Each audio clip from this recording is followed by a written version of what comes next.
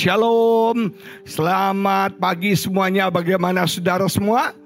Sehat luar biasa. Lihat kiri kananmu, katakan semangat hari Minggu. Semangat hari Minggu. Saya setiap hari Minggu, setiap kali datang kepada Tuhan, saya selalu semangat karena saya tahu bukan Tuhan yang butuh saya, tapi saya yang butuh Tuhan. Bukan Tuhan yang butuh kita, tapi kita yang butuh Tuhan. Yang butuh Tuhan, angkat tangan, beri kemuliaan bagi Tuhan. Amin. Haleluya, puji Tuhan. Pada pagi ini saya mengajak kita membaca dari kitab Galatia pasal yang kelima, ayat yang ke-16 sampai ayat yang ke-25 menulis demikian.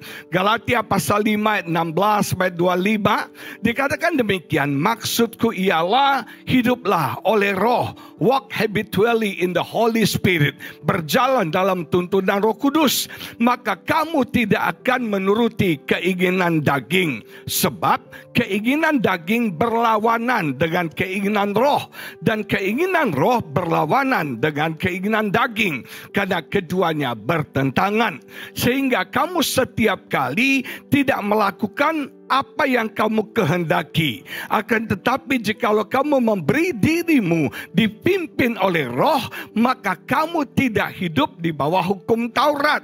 Perbuatan daging telah nyata, yaitu percabulan, dikatakan kecemaran, hawa nafsu, penyembahan berhala, sihir, perseteruan, perselisihan, iri hati, amarah, kepentingan diri sendiri, percideraan, roh pemecah, kedengkian, kemabukan, pesta pora dan sebagainya. Terhadap semuanya itu kuperingatkan kamu seperti yang telah kubuat dahulu, bahwa barang siapa melakukan hal-hal yang demikian, ia tidak mendapat bagian dalam kerajaan Allah. Ia tidak mendapat bagian dalam kerajaan Allah. Tetapi buah roh ialah kasih, sukacita, damai sejahtera, kesabaran, kemurahan, kebaikan, kesetiaan, kelemah lembutan, penguasaan diri. Tidak ada hukum yang menentang hal-hal itu. Barang siapa menjadi milik Kristus, ia telah menyalibkan daging dengan segala hawa nafsu dan keinginannya. Jikalau kita hidup oleh roh, baiklah hidup kita juga dipimpin oleh roh. Nah, saudaraku yang terkasih, Alkitab dengan jelas menggambarkan kepada kita perjalanan iman kita sebagai orang Kristen, sebagai orang percaya. Supaya kita memulai dari titik yang sama, di level yang sama, yang dalam Alkitab dikatakan manusia duniawi. Dikatakan manusia duniawi. Siapakah manusia duniawi? Manusia duniawi adalah manusia yang tidak kenal Tuhan, manusia yang tidak percaya Tuhan, hidupnya dikuasai oleh hal-hal dunia, dia melakukan dosa seenaknya, masa bodoh tentang Tuhan, tidak peduli tentang Tuhan. Nah, semua kita pada awalnya adalah manusia duniawi. Kita nggak kenal Tuhan, kita nggak percaya Tuhan, walaupun mungkin kita ini orang Kristen. Saya dilahirkan dari keluarga Kristen, papa mama saya Kristen, setiap hari Minggu ke gereja. Tapi saya pernah sampai dalam satu titik dalam kehidupan saya tidak percaya Tuhan. Saya menyangkali adanya Tuhan di bumi ini, adanya Tuhan dalam hidup saya. Saya jadi orang Kristen ateis, walaupun saya ke gereja setiap hari Minggu. Jangan pikir saudara, semua orang yang datang ibadah pagi ini adalah orang percaya Tuhan. Belum tentu saudara. Ada banyak orang Kristen, mereka beribadah cuma ritual aja, cuma tradisi aja, cuma kebiasaan aja. Karena opung kita Kristen, kita Kristen. Karena opa kita majelis, maka kita jadi orang Kristen. Kita terpaksa jadi orang Kristen. Saya dari kecil ke gereja karena papa mama saya Kristen, dan saudara kami dipaksa harus ke gereja. Kalau tidak ke gereja, gak dapat uang saku. Saudara, saya masih ingat waktu itu kami ibadahnya sore dan kami tidur siang. Papa saya akan siram air. Kalau kami gak bangun, kami terpaksa bangun dan di gereja lanjut tidur. Saudara, di sini sih gak ada seperti itu ya, gak ada bedanya. Berapa banyak orang datang ke gereja buat tidur. AC diisi dingin, musiknya bagus, kursinya empuk saudara sekalian, pembicaranya bikin ngantuk saudara. Ada banyak tempat tidur yang paling enak di dunia ini. Yang pertama di gereja, yang kedua di bioskop saudara. Kenapa di gereja lebih unggul? Karena di gereja disertai dengan hadirat Tuhan. Tidur dalam hadirat Tuhan lebih nyenyak, lebih nyaman saudara. Ada berapa banyak orang datang ke gereja hanya buat main HP saudara, betul nggak? Tapi di sini sih nggak ada. Orang main game di gereja, orang sibuk pegang handphone, orang khotbah nggak diperhatikan, orang WL nggak diikutin, Ruth sudah nyanyi luar biasa, tapi sudah lipat tangan, nggak ikut ibadah, pegang handphone, WA teman, teks teman. Saya nggak larang orang pegang handphone, tapi saya bayangkan bagaimana kita buat aturan di ICI, setiap jemaat sebelum ibadah handphonenya disita dulu di depan. Setuju? Pasti saudara nggak setuju. Pasti saudara bilang, Pak Jojo, Bu Heni, I don't like it. I'm not agree with you. Betul nggak saudara? Handphone sudah jadi berhala dalam hidup kita. Kita sudah nggak bisa hidup tanpa handphone. Jujur, saya sama istri saya sekarang kalau duduk makan, kita nggak baku pandang lagi saudara. Kita masing-masing lihat handphone. Dulu waktu kita baru menikah, lagi pacaran. Kalau saudara Anda lihat orang pacaran, duduk di food court, dua-dua ngobrol. Senang banget, betul nggak? Tatap mata saudara. Tapi sekarang udah menikah, masing-masing lihat handphone. Celakanya sekarang makan di restoran, menu di scan saudara. Jadi menu scan, WA istrinya, lu mau pesan apa? Istrinya bilang, lu juga mau pesan apa? Gak ada ngomong lagi. Ternyata handphone itu mendekatkan yang jauh, tapi menjauhkan yang dekat. Tapi di sini nggak ada ya. Jangan buka handphone pagi ini, awas saudara. Kalau ketahuan disita, milik pendeta Agus Lutan. Nah saudara sekalian, walaupun kita ke gereja, kita nggak percaya Tuhan.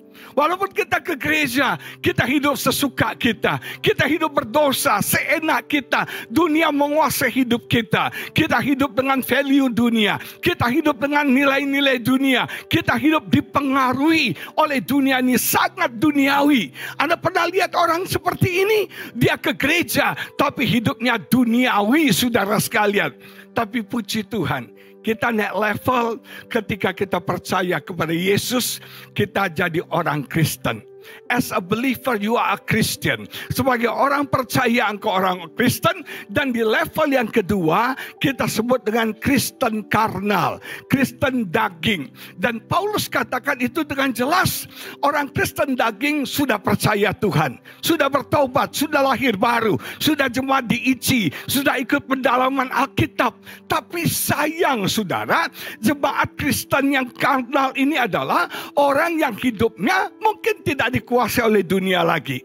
Dia tidak dikuasai oleh nilai-nilai dunia. Perkataannya nggak jorok lagi, nggak kotor lagi. Perkataannya nggak sumpah serapah. Perkataannya nggak maki-maki. Dia ngomongnya nggak jutek lagi. Sudah mulai ada perubahan. Karena dia adalah orang Kristen, Roh Kudus sudah bekerja dalam hidupnya. Tapi sayang, saudara sekalian, dagingnya begitu kuat. Keinginan dagingnya begitu kuat. Saudara, Alkitab mencatat ada 3 musuh kita sebagai orang Kristen. Musuh yang pertama adalah setan. Musuh yang kedua adalah dunia. Nilai-nilai dunia, culture dunia, budaya dunia. Makanya Roma 12 katakan, janganlah kamu menjadi sama serupa dengan dunia. Artinya dunia apa? Nilai-nilai dunia, culture dunia, budaya dunia. Dunia selingkuh, kita ikut-ikut selingkuh. Jangan ikutan dunia saudara.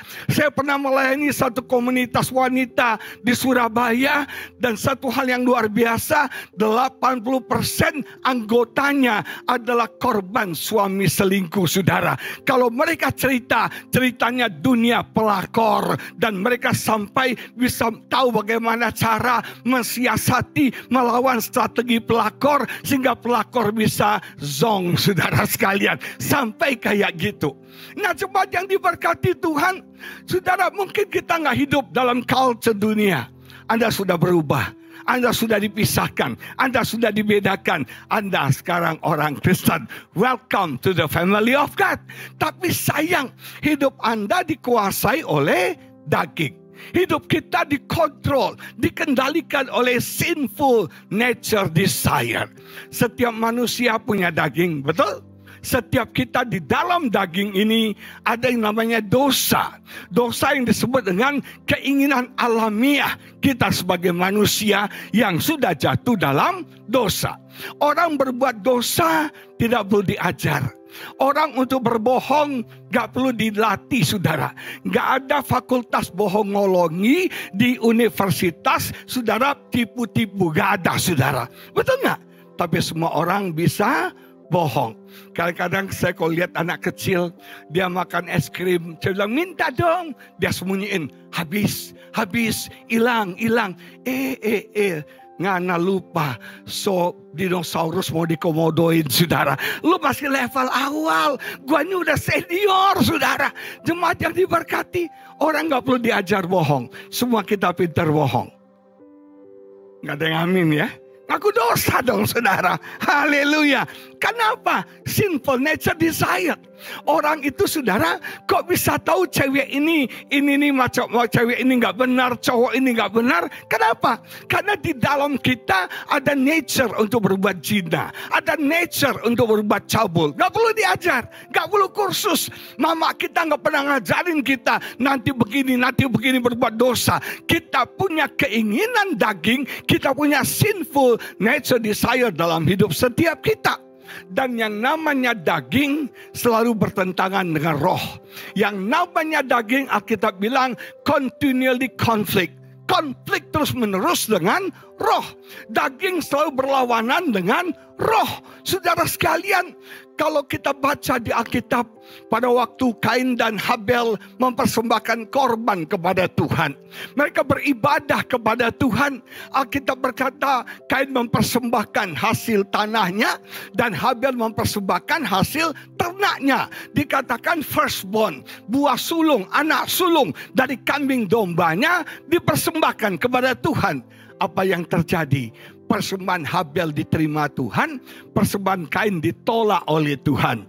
Alkitab berkata Kain marah, Kain tersinggung, Kain ngambek, Kain iri hati, saudara. Nah, dari mana itu datang?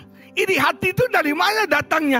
Kemarahan itu dari mana datangnya? Ya dari daging ini. Dari daging ini. Padahal mama papanya gak ngajarin dia untuk iri hati. Papa mamanya gak ngajarin dia untuk marah. Enggak. Natural. Ada sinful nature desire. Keinginan alamiah untuk berbuat dosa. Itu di daging setiap kita. Dan saudara tahu. Dia marah. Dan Tuhan sempat berbicara. Tuhan bilang, bro, kenapa muka lu merah? Tensi lu lagi tinggi ya? Lu belum minum amlodipin ya bro ya? Lu lupa ya bro ya? Hati-hati, dosa sudah mengintip di depan pintu. Ketika dia marah, ketika dagingnya berkuasa, Roh Kudus berbicara. Tuhan berbicara. Saya mau tanya, mana yang menang? Suara Tuhan atau suara daging? Suara daging bilang marah. Bunuh adik lu. Suara roh bilang, hati-hati bro. Dosa sudah mengintip di depan pintu. Saya mau nanya, yang lebih dominan yang mana? Yang akhirnya menang yang mana? Daging. Dan Alkitab berkata, akhirnya dia tidak mengindahkan suara roh. Dia ignore suara roh. Dia mengabaikan suara roh. Dan Alkitab berkata, akhirnya dia membunuh adiknya sendiri. Saudara sekalian, kita punya daging. Dan daging ini berbicara kepada kita. Dan sayangnya bagi orang Kristen yang kedagingan, orang Kristen yang karnal, suara daging sangat dominan dalam hidupnya. Terjadi konflik antara daging dan roh dalam hidup setiap kita. Saudara, roh maunya bangun pagi, maunya doa. Daging maunya tidur. Roh maunya, saudara, kita beribadah, ada worship night di tempat ini. Tapi daging katakan, ayo nonton Netflix Dr. Cha, saudara. Nah, jemaat yang diberkati, daging dan roh selalu konflik. Roh ingin mengampuni, daging ingin dendam, kemarahan, kebencian. Selalu konflik dalam hati kita. Selalu konflik dalam batin kita antara roh dengan daging. Dan biasanya yang menang yang mana? Yang menang yang mana? daging. Musuh terberat kita bukan setan. Setan kita bisa usir dalam nama Yesus. Musuh terbesar kita, terberat kita, bukan saudara yang namanya duniawi. Kalau Anda sudah puas sama Tuhan, dunia tidak akan memikat hati Anda lagi. Kalau Anda sudah penuh dengan Tuhan, dunia nggak bisa mempesona Anda lagi. Saudara sekalian, kalau Anda sudah penuh sama Tuhan, Anda nggak butuh yang dunia lagi. Anda nggak tertarik dengan yang dunia lagi. Kalau saudara ke Plaza Indonesia, cewek-cewek sekarang, cowok-cowok sekarang, kalau pacaran levelnya PI saudara. Levelnya nggak warteg lagi, levelnya nggak kaki lima lagi, levelnya PI. Makanya cowok kalau pacaran sama cewek sekarang, kalau sebelum ada cewek mau makan, baca peringatan di depan pintu tol. Pastikan saldo Anda cukup saudara. Karena kalau Anda masuk ke mall saudara, Anda masuk Plaza Indonesia, lobi A, itu sebelah kiri Dior, sebelah kanan Zegna. Anda masuk lobi satu lagi, sebelah kanan Burberry, sebelah kanan Egner saudara. Jadi siap-siap dompetmu kosong. Nah saudara yang diberkati, kalau kita ke mall, saya dulu kok ke mall ingin ini, ingin itu kayak Doraemon. Aku ingin begini, aku ingin begitu, ingin ini itu. Lihat Dior pengen Dior, lihat Hermes pengen Hermes, lihat Egner pengen Egner, lihat Boss pengen Boss, semua kepingin. Tapi sekarang setelah saya penuh dengan Yesus, saya nggak kepingin itu semua saudara. Yesus lebih dari cukup dan juga nggak ada duit. Saudara sekalian yang diberkati Tuhan, orang Kristen daging, yang dominan dagingnya, yang menguasai dagingnya, dan seringkali kita gagal melakukan apa yang ingin kita lakukan. Makanya Alkitab berkata, kita tahu apa itu yang baik, kita mengerti apa yang baik, dan kita punya keinginan melakukan hal yang baik saudara. Betul nggak? Kita mau hidup baik. Saya percaya semua saudara mau hidup jujur. Saya percaya semua saudara mau hidup sungguh-sungguh dalam Tuhan. Saya percaya semua saudara jemaat ICI, jemaat yang luar biasa, yang cinta Tuhan mati-matian. Amin. Tapi masalahnya daging ini berkuasa. Masalahnya daging ini dominan. Masalahnya daging ini menggoda kita terus menerus. Musuh terbesar kita bukan setan, bukan dunia, tapi hawa nafsu. Hawa nafsu ada di mana? Daging kita. Musuh yang terberat bukan di luar. Musuh yang terberat ada di dalam. Sehingga kita gagal melakukan apa yang harusnya kita lakukan. Kita ingin berbuat baik, tapi yang jahat itu ada padaku. Aku ingin hidup kudus, tapi yang najis, yang kotor itu ada padaku, kata Paulus. Paulus katakan demikian. Nah, terjadi struggle, terjadi konflik, terjadi pergumulan dalam batin kita antara daging dan roh. Karena engkau Kristen daging, yang menang adalah daging. Yang kau ikuti adalah daging. Nah, ayat 21 tadi katakan, orang yang melakukan semua ini tidak akan mendapat bagian dalam kerajaan Allah. Kita bilang jelas saudara, orang-orang ini tidak akan mendapat bagian dalam kerajaan Allah. Amin saudara. Lihat kiri kananmu, tidak akan mendapat bagian dalam kerajaan Allah. Hidup aja sesuai dagingmu. Ikutin aja dagingmu, suka-sukamu. Engkau tidak akan mendapat bagian dalam kerajaan Allah. Nah, kita mau lihat keinginan daging itu apa sih? Nah, kalau kita baca di Alkitab, keinginan daging itu dibagi beberapa kategori, beberapa bagian. Yang pertama dikelompokkan sebagai keinginan seksual. Keinginan seksual itu adalah di sini namanya percabulan. Percabulan. Saudara, dalam bahasa Inggrisnya dibagi dua. Ada yang namanya perzinahan, ada yang namanya percabulan. Perzinahan adalah hubungan seksual yang tidak legal, yang ilegal antara laki-laki dan wanita, dan salah satunya sudah terikat resmi dalam pernikahan. Jadi kalau Anda suami, terus Anda naksir cewek lain, Anda berhubungan seksual dengan wanita itu levelnya perzinahan. Perzinahan hubungan seksual yang terjadi antara laki-laki dan wanita yang terikat resmi dalam pernikahan. Tahukah saudara, yang paling menghancurkan banyak rumah tangga sekarang adalah perzinahan. Berapa banyak istri-istri yang hancur hatinya. Berapa banyak istri-istri yang terluka hatinya. Karena suaminya tidak setia. Karena suaminya selingkuh. Dan sakitnya luar biasa. Saya pernah melayani seorang oma yang sampai mau mati pun gak bisa mengampuni suaminya. Padahal suaminya sudah meninggal lebih dahulu, sekian tahun sebelumnya. Suaminya sudah meninggal tapi pengkhianatannya belum selesai. Suaminya sudah meninggal tapi sakit hatinya belum selesai. Sampai akhirnya saya doakan oma ini. Saya suruh dia mengampuni suaminya. Gak lama kemudian dia meninggal, saudara. Dosa percabulan. Perzinahan yang pertama, yang kedua percabulan. Percabulan berbicara tentang satu hubungan seksual yang terjadi bagi orang-orang yang saudara dikatakan tidak terikat resmi dalam pernikahan. Mereka mungkin orang-orang yang 7-Eleven, orang-orang yang kumpul kebo. Makanya anak-anak yang pacaran, hati-hati dalam pacaran. Saya katakan kalau Anda mau pacaran, harus ada yang namanya rambu-rambu. Lihat kiri kanan bilang, harus ada rambu-rambu. Betul nggak? Lalu lintas teratur karena ada rambu-rambu. Perboden dilarang masuk, merah itu berhenti, hijau jalan, kuning baru hati-hati. Nah, dalam pacaran anak-anak muda juga ada rambu-rambunya. Kalau cowokmu boleh pegang-pegang engkau. Laki-laki kan biasanya jurusnya dari Sabang sampai Merauke, kura-bara-bara-bara, kura-bara-bara-bara, kura-bara-bara-bara. Saudara, betul nggak? Nah, kalau cowokmu mulai pegang-pegang, bilang, please don't touch me, baby. Amin. Cewek-cewek, amin. Apa bilang apa? Please don't touch me, baby. Kalau kecuali sudah kawin, please baby, please baby. Silakan saudara. Tapi kalau belum married, please don't touch me, baby. Ada satu cerita, seorang ibu punya anak remaja. Anak remajanya punya pacar dan ibu ini khawatir. Sekarang ibu sekarang khawatir ya. Anak remaja pacaran, banyak kasus yang hamil di luar nikah. Tapi memang jadi orang tua tuh susah deh. Anak kita saudara gak punya pacar, kita khawatir.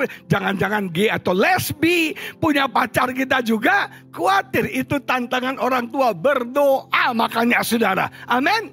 Nah saudara, ibu ini punya anak cewek, pacaran. Dia bilang kan gak mungkin mami dampingi kamu terus. Gak mungkin mami temenin kamu terus. Pasti kamu gak happy kan. Sekarang gak mungkin kan kalau kamu pacaran mami pasang CCTV kan gak boleh. Betul gak saudara? Itu hak asasi anak. Tapi kamu tolong kode mami supaya mami tenang dalam hidup mami. Kalau cowok kamu pegang tangan kamu, kasih tahu mami bengkuang. Kalau cowok kamu mulai pegang pundak kamu, kode mama mangga. Kalau dia mau mulai rambut kamu, kode mama kedondong. Kalau dia mau cium kamu, kode mama jambu, saudara. Waktu anaknya pacaran, anaknya teriak bengkuang, bengkuang, bengkuang. Maminya tahu. Gak lama anaknya teriak rujak, rujak, rujak, saudara. Ternyata bengkuang, kedondong, diaduk semuanya, saudara. Anak-anak muda hati-hati. Di sini sih nggak ada, di sini nggak ada sedikit saudara sekalian. Nah, jemaat yang diberkati Tuhan, saya mau beritahu saudara hati-hati. Ada rambu-rambu dalam pacaran.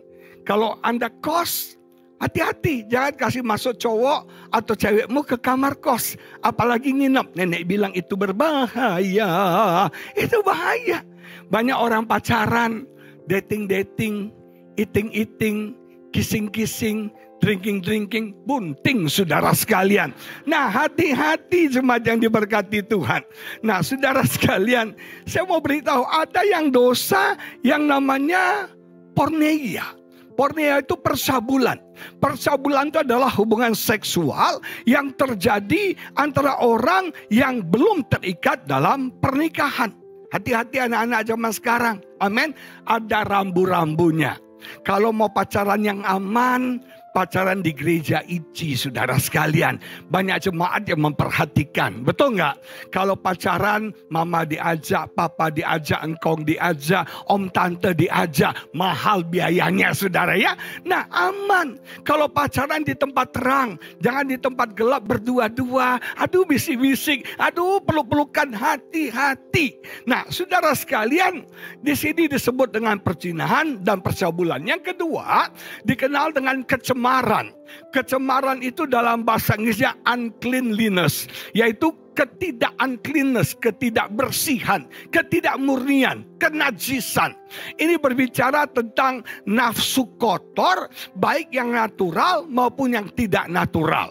Ada hawa nafsu seksual yang natural dan tidak natural. Ada orang, maaf ya, yang punya kelainan seksual berhubungan dengan binatang. Ini namanya bestiality. Dan ini ada. Ayam diperkosa, kambing diperkosa. Tega banget, saudara. Betul nggak? Ini true story, ini ada, ini dunia nyata di mana kita ada. Hubungan seksual yang tidak benar, tidak natural.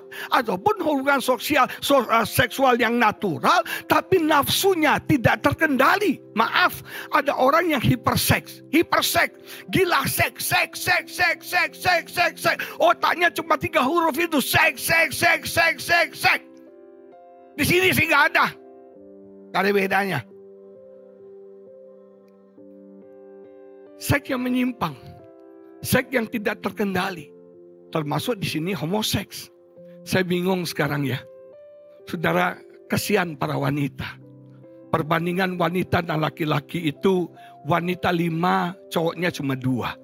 Jadi bayangin, dari 5 wanita yang punya chance dapat cowok cuma 2, saudara. Jadi bayangkan itu berapa persen. Sudah 2 cowoknya, 1-nya gay lagi, saudara. Kasihan banget para cewek. Satu hari teman saya cantik, udah umur 40. Mereka ngobrol nih, ada komunitas cewek-cewek jomblo yang happy abadi, saudara ya. Mereka ngobrol nasib mereka belum dapat cowok. Terus di sebelah meja mereka cowok-cowok yang ganteng, yang keren, klimis, putih, maco. Terus cewek-cewek itu bilang gini, ini nih cowok-cowok kayak gini yang jadi saingan kita nih, katanya, saudara ya. Jadi saingannya bukan cewek lagi, saingannya cowok, betul nggak? Sekarang ngeri loh, saudara. Saya kadang-kadang suka mijet dulu. Mijet manggil ibu-ibu, nanti keluar dari kamar, kok pendeta sama wanita. Sekarang panggil cowok, kok wanita, homo, serba salah kan. Sekarang makanya paling aman, supir saya mijet saya, saudara. Aman, tidak terjadi apa-apa. Nah, jemaat yang diberkati, banyak kelainan seksual sekarang. Dunia semakin gila. Saudara tahu Alkitab bilang orang akan meninggalkan hubungan yang wajar dengan istrinya dan hubungan sesama jenis. Banyak sekarang satu tren. Orang-orang kaya, orang-orang hebat, sudah punya istri, sudah punya anak, tapi ingin mencoba variasi seks yang berbeda dengan sesama jenis. Di sini sih kok melongo sih, kayak gak pernah denger gitu loh ya. Kayaknya gue orang paling najis di dunia ini kayaknya. Cuma ICI ini suci semuanya. Support dong, saudara. Halo. Terus yang selanjutnya dibilang hawa nafsu.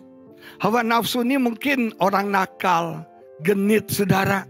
Kalau dia salaman sama orang, tangannya diketik-ketik, saudara ya. Di sini sih nggak ada ya, nggak ada beda juga.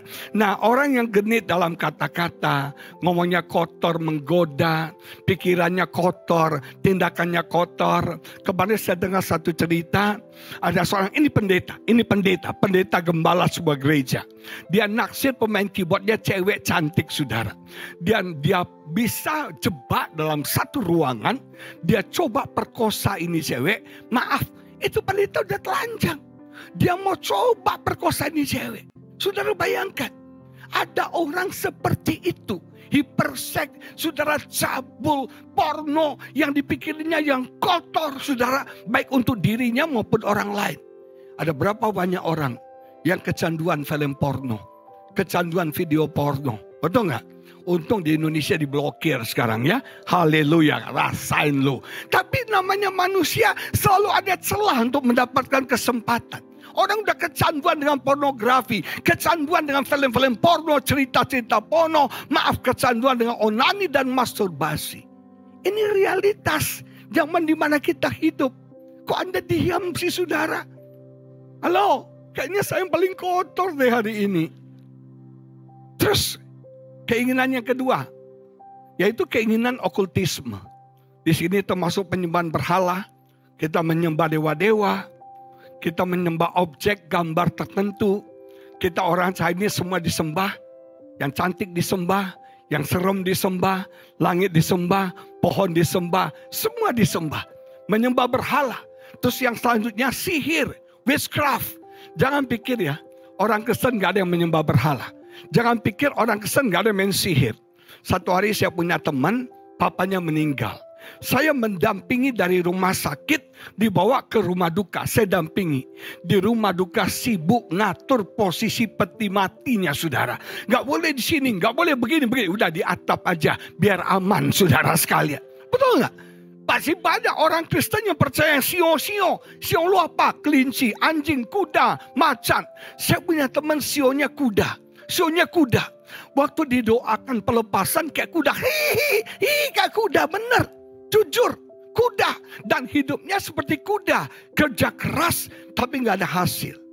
Berapa banyak orang Kristen masih percaya ramalan. Masih percaya dukun. Saya punya teman pelayanan. Kita gak tahu dia main dukun. Kita gak tahu dia pasang susuk. Gak tahu dia pasang susuk. Gak tahu. Satu hari kami menyembah Tuhan. Kami lagi doa. Tiba-tiba susuknya keluar saudara. Dia malu banget. Dia diam-diam main susuk. Tidak ada satupun orang yang tahu. Tapi dia gak bisa tipu Tuhan. Tuhan tahu susuknya keluar. Kamu ketahuan. Malu banget. Banyak orang Kristen main witchcraft. Masih main sihir. Main dukun. Benar. Ada banyak orang Kristen main dukun. Ada pemain musik main dukun. Sudah ada orang piara tuyul. Orang Kristen. Percaya Yesus. Tapi tentu saja gak ada di ICI. Di ICI mana ya? Di ICI Kelapa Gading gak ada. Di Moy ada mungkin. Nah jemaat yang diberkati. Keinginan yang selanjutnya. Udah habis waktu saya hedon. Keinginan hedon itu kemabukan. Ada pesta pora. Saudara dalam hidup ini. Ada dua hal yang penting. Dua tahu yang penting. Yang pertama tahu diri. Yang kedua tahu batas. Tahu diri dan tahu batas. Dalam hidup ini ada boundaries. Ada batasan. Hati-hati kemabukan pesta pora. Itu semua namanya hedon, namanya witchcraft, berhala, namanya semua seksual. Itu kelihatan, Kita bisa hakimi. Oh, dia berzina. Oh, dia ini. Oh, kelihatan tuh. Tapi ada yang tidak kelihatan, yang jauh lebih banyak. Di sana disebut perseteruan, kebencian, dendam, sakit hati. Di situ adalah perselisihan. Orang yang susah bergaul, yang selalu berkompetisi diam-diam. Di situ ada iri hati, menginginkan apa yang orang lain miliki, apa yang orang lain punya. Di situ ada amarah, kalau marah meledak-ledak.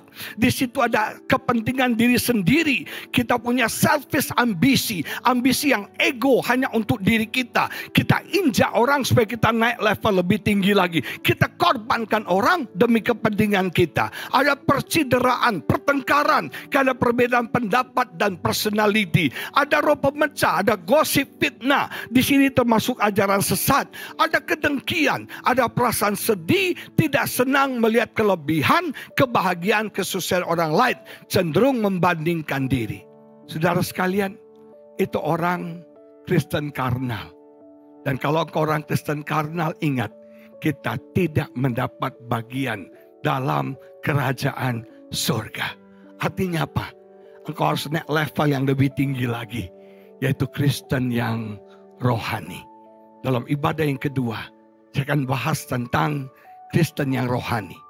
Kita mulai sebagai manusia duniawi. Kemudian kita lanjut. Kristen karnal. Sudah percaya Yesus. Cuma di ICI. Tapi masih berzina. Masih berbohong. Masih iri hati. Masih benci. Masih dendam. Semua keinginan daging masih kuat. Tapi ini saatnya. Kita salibkan daging ini. Kita salibkan daging ini. Kita potong daging ini.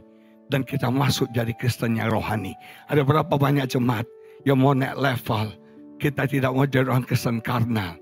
Tapi mau jadi orang Kristen yang rohani. Yang hidup kita dipimpin. Dikuasai oleh Roh Kudus. Amin. Mari kita bangkit berdiri, kita doa sama-sama.